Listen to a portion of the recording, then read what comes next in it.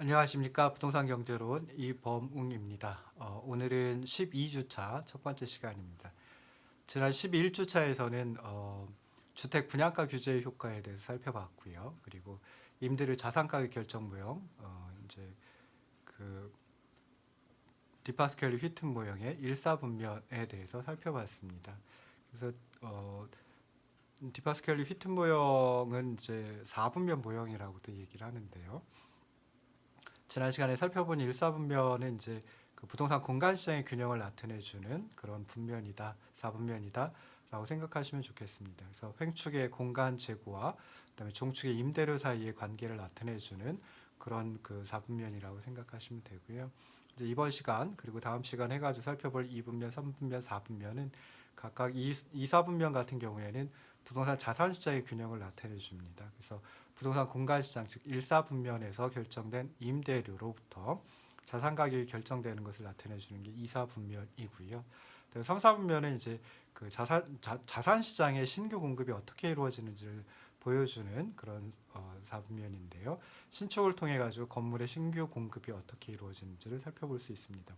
그래서 2사분면에서 자산 가격이 주어지면 그 주어진 자산 가격과 한계 비용이 같아지도록 하는 수준에서 신규 공급량이 결정이 된다라는 것을 보여주고요. 마지막으로 이제 4사분면 같은 경우에는 그 장기에 있어 공간 재고의 조정에 대해서 보여줍니다. 이제 공간 시장의 장기적인 균형을 보여주는 4분면이다라고 생각해 볼 수 있습니다. 그래서 공간 재고는 신규 공급이 이루어지면 공간 재고가 증가를 하고요. 그다음에 기존에 있던 재고에서 감가상각 또는 뭐 멸실이 이루어진다라고 하면 그만큼 공간 재고량이 줄어들겠죠. 그래서 공간의 재고가 감소하지도 않고 증가하지도 않는 그런 상태가 이제 장기적으로 균형 상태라고 이제 생각을 해볼 수 있습니다. 그래서 그런 그 공간 시장의 장기 균형을 나타내 주는 게 4사분면이다라고 생각을 하시면 좋을 듯 싶습니다. 지난 시간에 1사분면을 살펴봤었는데요. 1사분면은 횡축에 가로축에 공간 재고가 있고요. S로 표기했습니다. 그리고 종축, 세로축에 임대료가 있습니다. 그래서 임대료와 공간 재고의 관계를 갖다 이제 나타내 준다라고 생각을 하시면 되는데요. 먼저 1사분면 그 69쪽에 있는 69쪽 아래쪽에 있는 그림을 가지고 생각을 해보면은 한 4가지 점을 유의해 가지고 이제 살펴보시면 좋을 듯 싶습니다. 일단 1사분면은 아까도 말씀드렸듯이 부동산 공간 시장의 균형을 나타내 준다. 그래서 식으로 표현하면 부동산 공간 시장의 수요를 나타내 주는 거 DRE가 있고요. 그리고 공급을 나타내 주는 거 S가 있습니다. 그래서 공간 시장의 수요 DRE와 공급 공간 재고 S가 일치한다라고 하면 그때 부동산 공간 시장의 균형이 달성되었다라고 생각을 해볼 수 있습니다. 자, 부동산 공간 시장의 수요 곡선을 나타내 주는 DRE는 우하향한다라고 생각해 볼 수 있습니다. 그래서 여기서 이제 공간 수요 D라고 하는 것하고요.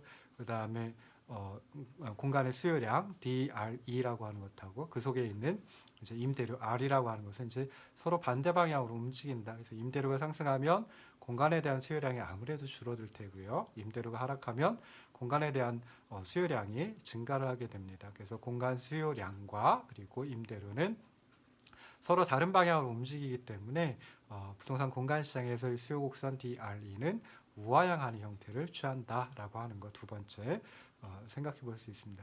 세 번째로는 이제 외생 변수인 그 DRE 중에 외생 변수인 E 지역 경제 변수가 증가를 한다라고 하면은 그때는 이제 공간 시장에서 수요 곡선 DRE 자체가 우측으로 이동을 하게 됩니다. 그러면은 공급 곡선은 그냥 수직선의 형태인 공급 곡선은 그대로 있고 그 다음에 수요 곡선 DRE가 오른쪽으로 우측으로 이동을 하기 때문에 결국 임대료가 상승하는 결과를 가져오게 됩니다. 네 번째 또 기억하셔야 될 것은 이제 그 부동산 공간 시장에서 수요 곡선이 탄력적일수록 수평선에 가까워지고 그다음에 비탄력적일수록 수직선에 가까워진다라고 하는 거 요걸 꼭 기억하시면 좋겠습니다. 그래서 요 네 가지 거 기억을 하시고요. 자, 요 그 일사분면에서 표현하는 부동산 공간 시장의 균형은 나중에 그 4분면 그러니까 1사분면서부터 4사분면까지 총 4개 4분면이 있는 그런 그림으로 옮길 때도 그대로 가져가면 됩니다. 그래서 요거는 그렇게 나중에 좀 4분면 그림으로 표현할 때, 그래프로 표현할 때 뭐 그렇게 크게 어렵지는 않을 듯 싶습니다. 자, 이제 부동산 자산 시장의 균형을 나타내 주는 이사분면에 대해서 살펴봐야 되는데요. 이사분면을 설명을 드리려면 약간의 수식이 들어갑니다. 뭐 실제로 이제 대면해 가지고 수업을 한다라고 하면은 사실 좀 필기를 해가면서 할 수 있기 때문에 그렇게 어렵지는 않은데요. 지금 여러분들은 이제 저하고 대면을 해서 수업을 하는 게 아니기 때문에 조금 이해하는 게 어려울 수 있습니다. 강의안을 꼼꼼히 좀 잘 보시면은 좋을 듯 싶습니다. 그래서 2, 4분면은 먼저 부동산 자산 시장의 균형을 나타내 준다. 그래서 1, 4분면 부동산 공간 시장의 균형에서 결정된 임대료로부터 자산 가격이 이제 결정되는 그런 형태를 취하고 있습니다. 그래서 71쪽에 있는 72쪽에 있는 그림을 보시면은 좀 횡축의 임대료가 있고요. 횡축 가로축의 임대료가 있고요. 그 다음에 종축 세로축에 자산 가격을 나타내주는 P가 있습니다. 그래서 요 자산 가격과 임대료의 관계 또는 임대료와 자산 가격의 관계를 나타내주는 게 2, 4분면이다라고 생각해 볼 수 있는데요. 임대료는 1, 4분면의 부동산 공간 시장의 균형에서 균형 임대료가 결정이 되고 주어지게 됩니다. 그럼 여기서는 이제 그 임대료에 맞춰 가지고 자산 가격이 어떻게 결정이 되는지 그거 갖다 이제 살펴봐야 되는데요. 자, 그걸 살펴보기 위해서는 이제 조금 약간 긴 설명이 좀 필요합니다. 그래서 먼저 보시면 이제 부동산 공간 시장하고 자산 시장의 가격 변수가 각각 임대료하고 자산 가격이라고 볼 수 있는데요. 그 둘을 갖다가 연결시키는 고리는 자본 환원율이다라고 생각해 볼 수 있습니다. 영어로 이제 캐피탈라이제이션 레이트 또는 줄여가지고 이제 캡레이시라고 보통 표현을 합니다. 그래서 자본 환원율이라고 하는 것은 어떤 의미냐면 이제 자본 또는 자금을 갖다 투자를 한다라고 하면 그 투자자들이 요구하는 원하는 수익률이 있겠죠. 그래서 뭐 최소한 이 정도 수익률 이상은 벌어들여야지 수익을 얻어야지 내가 정말 자본을 투자하겠다 또는 뭐 자금을 투자하겠다 뭐 이렇게 이제 생각해 볼 수 있습니다. 그래서 자본 환원율은 자본 투자에 대한 요구 수익률을 의미하고 이 모형 바깥에서 주어지는 외생 변수이다라고 생각을 해볼 수 있습니다. 그래서 이 모형 안에서 결정되는 것은 자산 가격이고요. 자본 환원율은 이 모형 바깥에서 결정이 돼가지고 이 모형에는 던져지는 것이다, 주어지는 것이다 라고 생각을 해보면 좋을 듯 싶습니다. 일반적으로 수익을 창출하는 어떤 재화가 있다 또는 자산이 있다라고 하면 그 수익을 창출하는 자산의 가격은 그 자산에서 창출되는 현금 흐름의 현재 가치에 의해서 이제 결정이 된다라고 생각해 볼 수 있습니다. 그래서 보통 이제 자산이라든지 아니면 내구재라든지 하는 것들은 지속적으로 어떤 현금 흐름 또는 뭐 편익을 가져다 주게 되거든요. 그래서 그 편익 또는 현금 흐름의 현재 가치 합계를 통해 가지고 자산의 가격이 결정된다라고 생각을 해볼 수 있습니다. 그리고 부동산 자산의 현금 흐름은 결국 이제 부동산 자산을 임대해주고 얻게 되는 그 순영업소득 또는 순임대료이다라고 생각을 해볼 수 있습니다. 그래서 투자자가 이제 어떤 기회, 어떤 그 기간, 한 기간 동안 뭐 1년이면 1년이라고 생각하셔도 되는데요. 뭐 그 어떤 기간을 갖다 이제 T기라고 한번 해보자고요. 그래서 투자자가 T기에 오피스 빌딩을 구입해서 1년 동안 임대하고 그리고 나서 T 플러스 1기에 그 다음 해가 되겠죠. T 플러스 1기에 매각하는 경우에 수익률은 어떻게 생각을 해볼 수 있을까? 라고 했을 때 일단 첫 번째 생각할 수 있는 것은 이제 임대료 수입을 가지고 생각을 해볼 수 있습니다. 그래서 임대료 수입 그만큼이 이제 수익이 될 테고요. 정확하게 이제 순 임대료가 수익이 된다라고 생각을 해볼 수 있고요. 그걸 갖다가 이제 자산의 가격 T기의 자산 가격 PT라고 이제 표현을 하면은 그놈으로 나누면은 그게 이제 소득으로 얻게 되는 수익률이다라고 생각해 볼 수 있습니다. 자, 그 다음에 이제 1년 지난 다음에는 자산을 매각하죠. 그러면은 1년이 지났으니까 T 플러스 1기의 가격은 PT 플러스 1이라고 이제 해볼 수 있고요. 그 다음에 자산을 구입했을 때, 매입했을 때의 가격은 PT기의 자산 가격이니까 PT라고 생각해 볼 수 있습니다. 그래서 그놈을 갖다가 이제 다시 구입했을 때의 가격, 매입했을 때의 가격 PT로 다 나눠주면은 그게 바로 이제 1년 동안 보유하고 있다가 팔았을 때 얻게 되는 양도 차익, 뭐 거래 차익, 매매 차익, 뭐 매각 차익, 뭐 이렇게 불러주기도 하고요. 경자에선 그놈을 자본 이득이라고 이제 또 불러주기도 합니다. 그래서 그 PT 플러스 1에서 PT를 빼준 거, 그게 이제 차익이 되고 그놈을 T기의 가격, 매입했을 때의 가격 PT로 다 나눠주면은 그만큼이 이제 수익률이 되는 거죠. 그래서 그 70페이지에 70쪽에 맨 처음 나오는 수식을 보면은 RT 플러스 1 플러스 PT 플러스 1 마이너스 PT 오버 PT라고 하는 부분이 있는데요. 첫 번째 RT 플러스 1, 즉 다시 말해서 T기에 매입을 해가지고 1년 동안 열심히 임대를 해주고 그리고 나서 1년 뒤에 받게 되는 임대료, 그게 이제 RT 플러스 1인데요. 그놈을 갖다가 PT로 나눠준 거, 그게 바로 이제 소득 수익률이라고 얘기를 하고, 그 다음에 두 번째 부분에 있는 거, 매입을 해가지고 T기에 매입을 해가지고 1년 뒤에, 즉 T 플러스 1기에 팔았을 때 얻게 되는 자본 수익률은 PT 플러스 1 빼기 PT 오버 PT가 돼버립니다. 그래서 그 70쪽에 첫 번째 나와 있는 수식에서 첫 번째 항 RT 플러스 1 그놈을 PT로 나눠준 거, 요게 소득 수익률이 되고요. 그 다음에 두 번째 부분 PT 플러스 1에서 PT를 빼주고 다시 PT로 나눠준 거, 요 부분은 이제 자본 수익률이다라고 생각을 하시면 되겠습니다. 그래서 투자를 해가지고 얻게 되는 수익은 두 가지가 있는 거죠. 1년 동안 열심히 임대해가지고 얻게 되는 임대 수익이 있는 거고요. 즉 소득이 있는 거고, 임대 소득이 있는 거고요. 그다음에 두 번째는 1년 뒤에 매각을 했을 때 1년 그 T기에 사서 T 플러스 1기에 매각했을 때 그 차이가 나는 부분, 그게 이제 자본소득 또는 자본이득이다라고 생각을 하시면 되겠습니다. 그래서 그 둘로다가 이제 투자의 수익이 나타나게 되고요. 그놈들을 매입했을 때의 가격 PT로 다 나눠주게 되면은 그게 이제 소득 수익률 그리고 자본 수익률이 합의되고 그 둘을 합친 게 바로 이제 투자 수익률이다라고 생각을 해볼 수 있습니다. 자, 그러면은 이제 투자 수익률은 그 70쪽에 첫 번째 나와 있는 식인데요. 그러면 이 투자자가 오피스 빌딩 대신에 다른 자산에 투자를 했다. 뭐 그냥 뭐 우리 흔히 얘기를 하는 게 이제 은행에다 맡겨놓는 경우죠. 그래서 은행에다 맡겨놓으면 이제 그만큼 이자를 1년 뒤에 이자를 지급받게 되겠죠. 그래서 뭐 그렇게 이제 원하는, 그러니까 다른 자산에 투자했을 때 얻고 싶어하는, 요구하는 수익률을 갖다가 요구 수익률이라고 그냥 표현을 합니다. 그리고 그 요구 수익률을 I라고 한번 해봅시다. 그래서 요구 수익률이 I다라고 하면은 자본시장의 균형을 이루려면 부동산에 투자를 하는, 오피스 빌딩을 투자했을 때의 수익률이나 아니면 다른 자산에 투자했을 때 수익률이나 같아지면 그때는 이제 부동산 시장이 그 자본시장이 움직이려고 하지 않게 됩니다. 그러니까 자본시장이 움직인다라고 하는 것은 뭐 부동산에 대한 투자에서 다른 자산에 대한 투자로 옮겨간다든지, 다른 자산에 대한 투자에서 부동산에 대한 투자로 옮겨간다든지 하는 게 이제 자본시장이다, 흐름이다라고 생각해 볼 수 있는데요.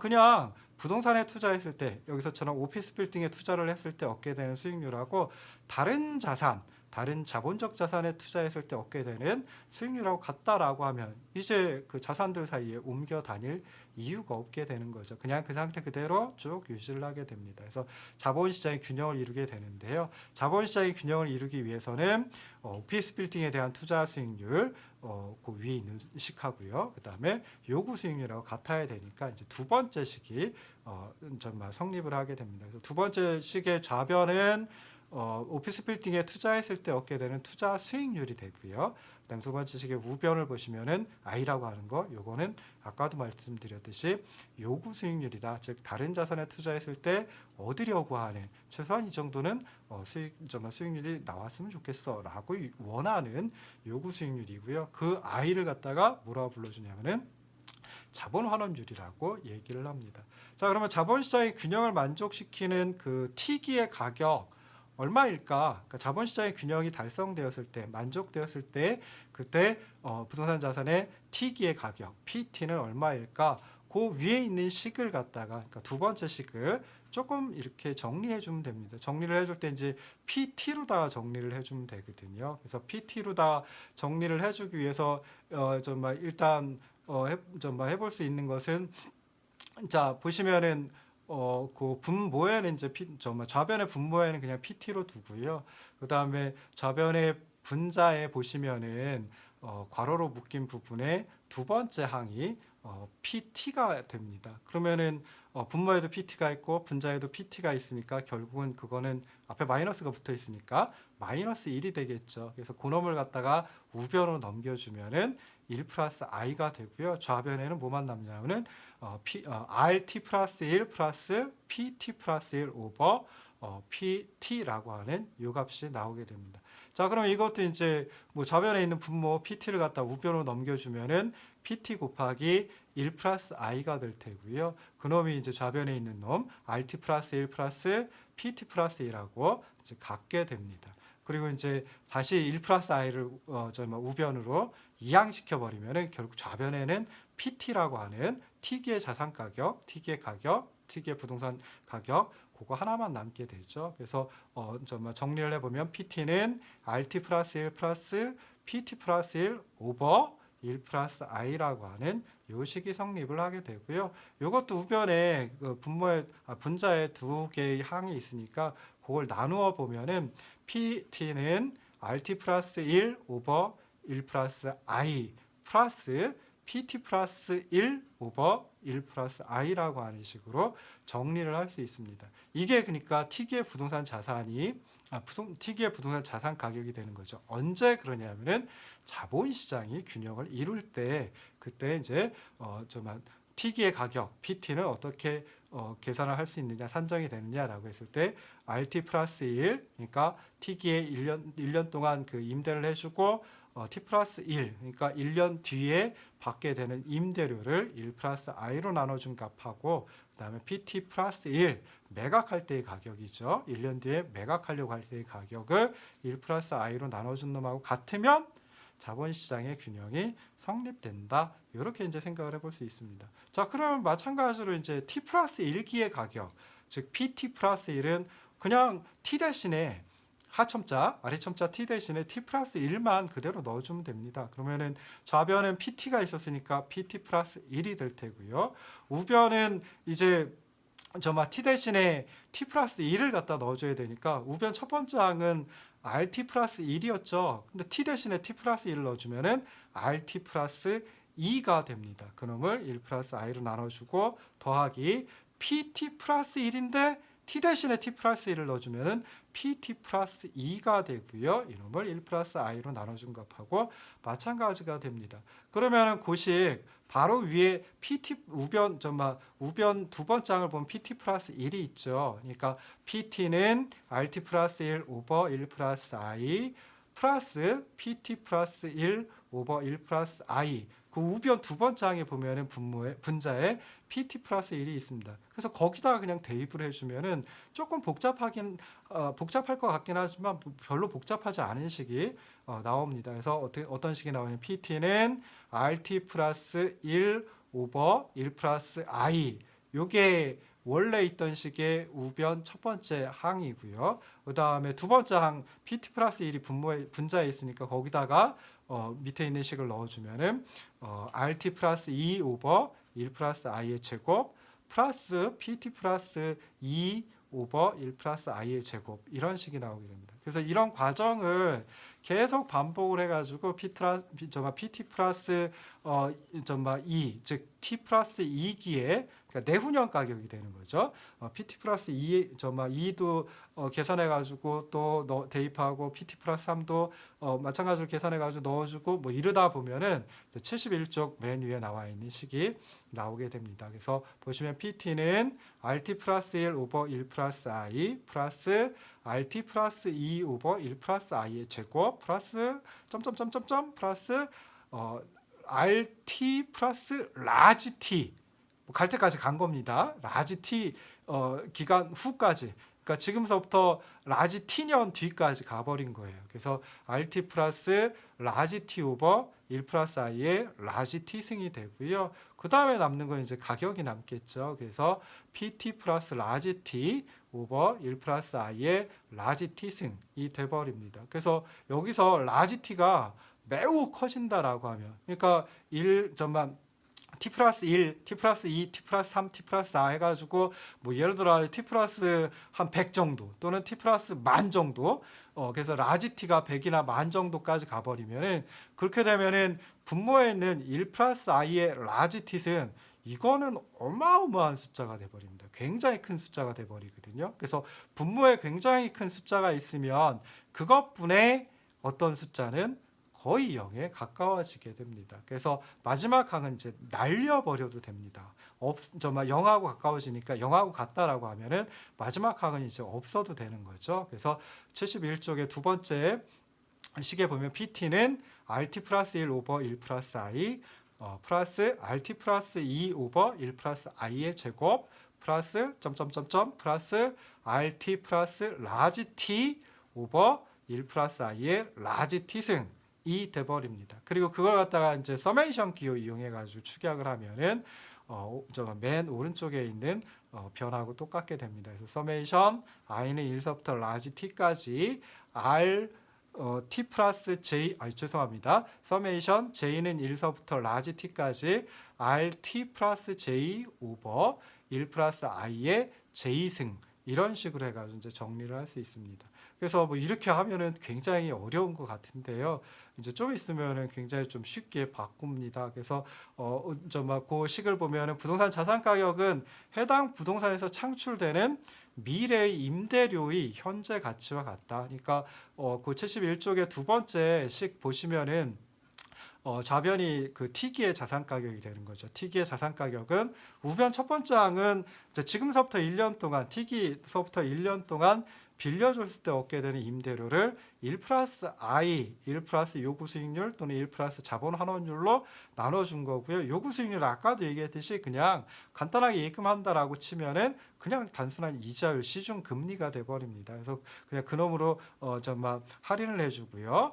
그 다음에 이제 두 번째, 우변 두 번째 있는 항을 보시면 RT 플러스 2, 이건 뭐예요? 지금서부터 1년 지난 다음서부터 1년 동안, 그래서 2년 뒤에 받게 되는 1년 동안의 임대료 수입이 되는 거죠. 그래서 그 RT 플러스 2를 1 플러스 I의 제곱으로 나누어서 할인해서 현재 가치로 이제 환산을 해주는 겁니다. 그래서 이렇게 이제 미래 임대료의 현재 가치를 합쳐놓은 거, 그게 바로 이제 지금 현재의 부동산 자산 가격이다라고 생각을 해볼 수 있습니다. 여기서 조건이 들어갔죠. 아까 다시 기억해 보시면은 자본시장이 균형을 이룰 때 부동산 자산 가격은 이런 식으로 이제 결정이 된다라고 생각을 해볼 수 있습니다. 자, 그러면 이제 좀 더 쉽게 하기 위해서 가정을 하나 두는데요. 가정을 어떤 걸 두냐면 이제 매 기의 임대료가, 그러니까 T 플러스 1기, 즉 다시 말해서 지금서부터 1년 동안 빌려줬을 때 임대해줬을 때 임대료하고, 그 다음에 1년 뒤에 또 1년 동안 임대해줬을 때의 임대료하고, 2년 뒤에 또 1년 동안 임대해줬을 때의 임대료하고 다 같다라고 하면, 임대료 R이 일정하다라고 하면 이제 RT 플러스 1, RT 플러스 2, RT 플러스 3, RT 플러스 라지 T, 이게 이제 다 동일해지는 거죠. 동일해지니까 그냥 R이라고 합시다. 그러면은 식이 이제 좀 간단해집니다. 그래서 어떤 식이 되냐면요. P는 R 오버 1 플러스 I 더하기 플러스 R 오버 1 플러스 I의 제곱 더하기 R 오버 1 플러스 I의 세제곱 더하기, 그 다음엔 거기 안 써있지만 R 오버 1 플러스 I의 4제곱이 될 테고, 이런 식으로 쭉 나가게 됩니다. 자, 이거 잘 보시면 고등학교 수학 시간에 배우셨던 거예요.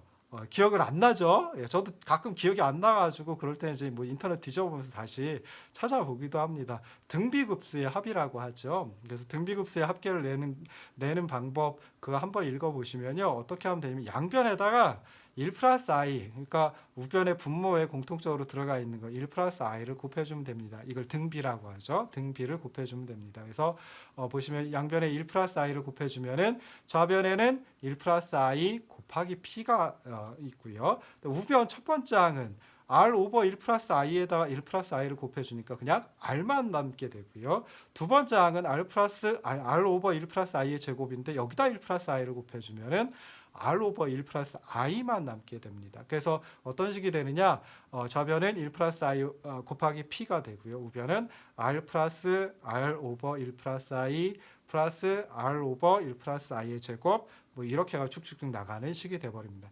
그러면 요 식에서 바로 위에 있는 식을 빼주면, 그러면은 좌변은 좌변끼리 빼주고 우변은 우변끼리 빼줘도 여전히 등호는 성립합니다. 등호라고 하는 놈이 굉장히 참 대단한 놈이거든요. 그래서 어떤 두 식이 있을 때 좌변은 좌변끼리 빼주고 우변은 우변끼리 빼준다, 여전히 등호가 성립하고요. 좌변은 좌변대로 더해주고 우변은 우변대로 더해준다, 그래도 여전히 등호는 성립하고요. 좌변을 좌변으로 나눠주고 우변을 우변으로 나눠줘도 여전히 등호는 성립하고, 좌변을 좌변으로 곱해주고 우변을 우변으로 곱해줘도 여전히 등호는 성립합니다.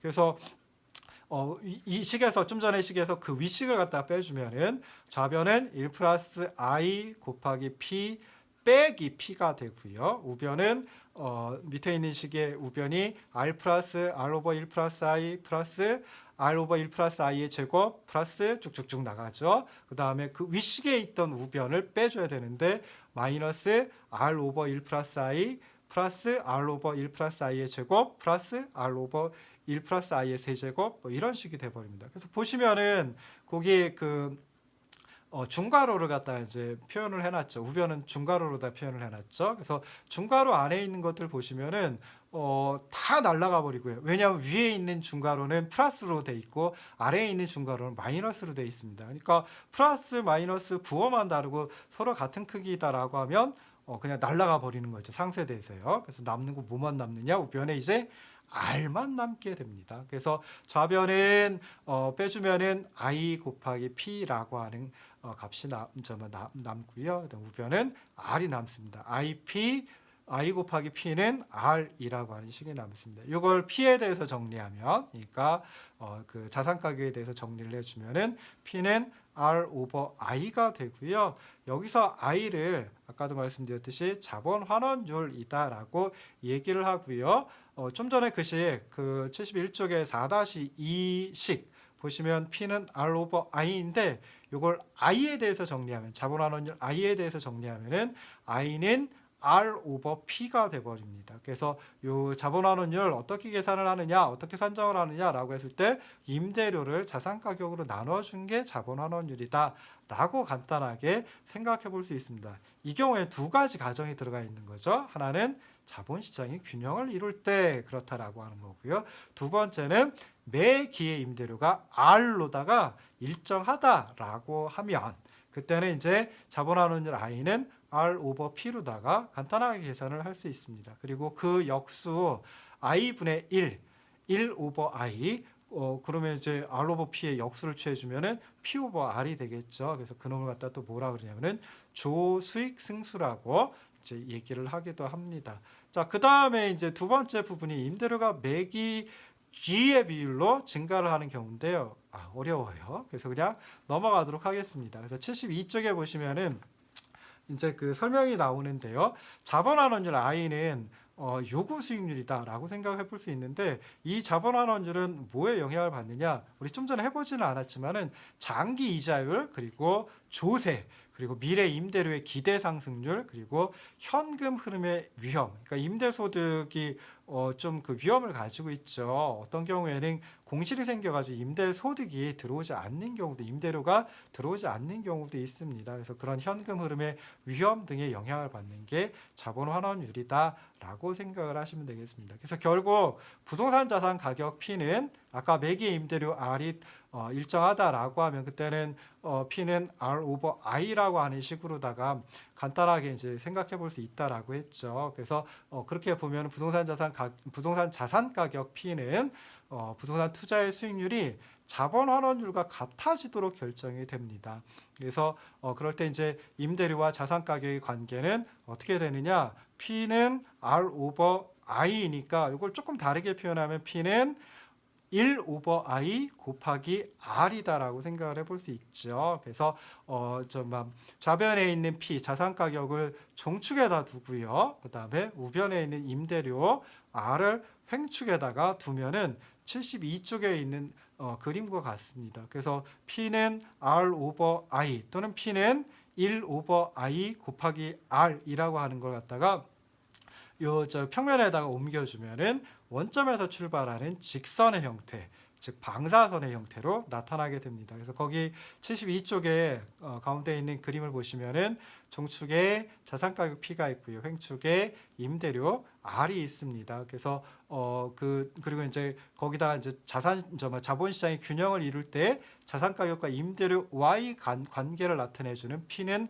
R 오버 I라고 하는 그걸 이제 곡선으로 다 표현하면은 원점에서 출발해서 기울기가 i분의 1인 1 오버 i인 그런 직선의 형태로 나타나게 된다라고 생각을 하시면 되고요. 자, 여기서 만약에 자본환원율 아까도 말씀드렸지만 외생 변수입니다. 이 모형 바깥쪽에서 결정이 돼가지고 이 모형에 주어지는 외생 변수인데요. 그 외생 변수인 자본환원율이 상승한다라고 하면은 이제 i가 상승을 하는 거죠. 근데 i가 어디 들어가 있냐면 분모에 들어가 있습니다. 분모가 커지면 어떻게 된다고요? 전체적인 크기는 분수의 크기는 작아지게 되겠죠. 그래서 기울기가 작아지고요. 1 오버 i가 커지면 1 오버 i는 i분의 1은 점점 더 작아지겠죠. 그래서 보시면 자본환원율이 i에서 i 프라임으로 상승을 한다라고 하면은 그때는 이제 주어진 임대료에 대해서 자산 가격이 더 하락하거나 또는 자산 가격이 주어져 있다라고 하면 임대료가 더 상승해야지만 됩니다. 그래서 어떤 식으로 되느냐? 그 임대료와 자산 가격의 관계를 나타내 주는 P는 R 오버 I라고 하는 이 방사선이 원점을 축으로 해가지고 오른쪽으로 회전 이동을 하게 되고요. 그러면 이제 임대료가 애초에 R0였을 때 그때 애초에는 자본환원율이 상승하기 이전에는 자산가격이 P0였는데요. 이제 자본환원율이 I에서 I 프라임으로 상승한다라고 하면 그때 임대료 R0에 대응하는 자산가격은 P0에서 P1으로 하락하게 됩니다. 그래서 그 그림을 갖다 이제 잘 보시면 좋을 텐데요. 요 이사분면 요 그림 72쪽에 있는 그림 기억하시고요. 그리고 나서 생각해 볼 거 이사분면은 뭘 갖다 의미한다? 부동산 자산 시장의 균형을 나타내 준다라고 생각을 하시면 되고 부동산 자산 시장의 균형에서의 임대료와 자산 가격의 관계를 나타내 준다라고 생각하시고요. 어떤 식으로 표현이 되느냐? P는 R 오버 I라고 이제 표현이 된다. 그래서 이렇게 부동산 자산 시장의 균형을 나타내 주는 식 P 이퀄 R 오버 I라고 하는 놈을 평면에다가 그리면은 원점에서 출발하는 우상향하는 직선, 즉 원점에서 출발하는 우상향하는 방사선이 된다라고 생각하시면 되고요. 마지막으로 세 번째 자본환원율이 상승한다라고 하면 그때는 P는 R 오버 I를 나타내 주는 직선이 우측으로 이동한다라고 생각하시면 좋겠습니다. 자, 부동산 자산 시장의 균형을 나타내주는 임대료와 자산 가격의 관계, P는 R 오버 I라고 하는 요 관계는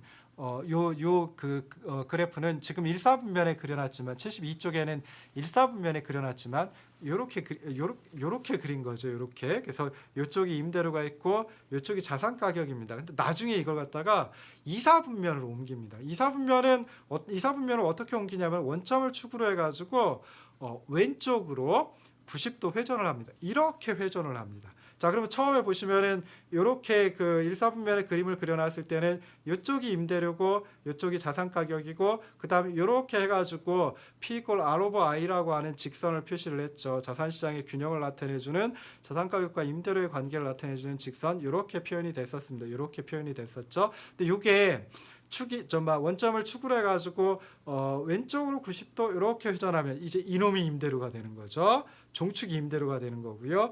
횡축이 뭐가 되냐면은 자산 가격이 되는 겁니다. 그리고 부동산 자산 시장의 균형을 나타내주는 임대료와 자산 가격의 관계 P 이퀄 R 오버 I라고 하는 그 직선은 어떻게 되느냐? 이제 요렇게 이제 원점에서 출발해야 되니까 요렇게 되는 겁니다. 그리고 아까 자본환원율이 상승하면은 여기에서는 자본환원율이 상승하면 P 이퀄 R 오버 I라고 하는 직선이 이렇게 우측으로 이동한다라고 했죠. 마찬가지로 요 이사분면을 옮겨놨을 때도 자본환원율 I가 상승을 하면은 P 이퀄 R 오버 I라고 하는 직선이 이렇게 오른쪽으로 이동을 하게 됩니다. 그래서 요 저기 막 이사분면에 나타내 주는 거 처음에 72쪽에 있는 그림은 일사분면에다 표현을 했는데 얘를 어떻게 이사분면으로 옮겨주느냐, 원점을 기준으로 왼쪽으로 90도 회전하면 된다라고 생각을 하시면 좋을 듯 싶습니다.